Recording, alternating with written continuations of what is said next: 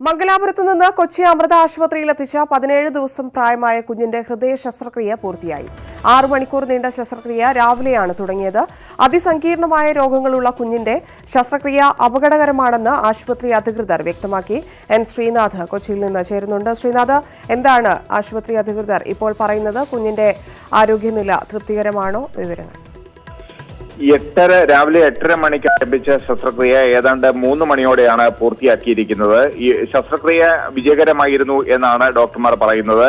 ഹൃദയ അറകളിലേക്ക് രക്തം എത്തിക്കുന്ന വെൻട്രിക്കിളിന്റെ ദ്വാരം അടയ്ക്കുക, ഹൃദയ വാൽവിലെ ദ്വാരം അടയ്ക്കുക, രക്തധമനികൾ ചുരുങ്ങിയിരിക്കുന്നത് പരിഹരിക്കുക എന്നീ 3 പ്രധാനപ്പെട്ട ശസ്ത്രക്രിയകളാണ് ഇന്ന് നടത്തിയിരിക്കുന്നത്.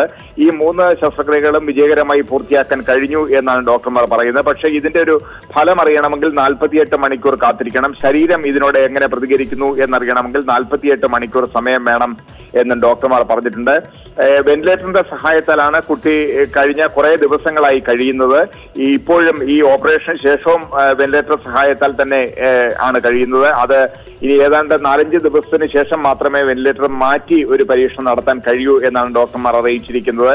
എങ്കിലും കുട്ടിയുടെ അപകടനില ആരോഗ്യത്തിലെ അപകടനില തരണം ചെയ്തിട്ടില്ല എന്നും ഡോക്ടർമാർ പറയുന്നുണ്ട്. 4:30-ക്ക് ശേഷം ആശുപത്രി അധികൃതർ ഇത് സംബന്ധിച്ച വാർത്താക്കുറിപ്പ് പുറത്തിറക്കും എന്നാണ് അറിയിച്ചിരിക്കുന്നത്. ശരി ശ്രീനാഥ്.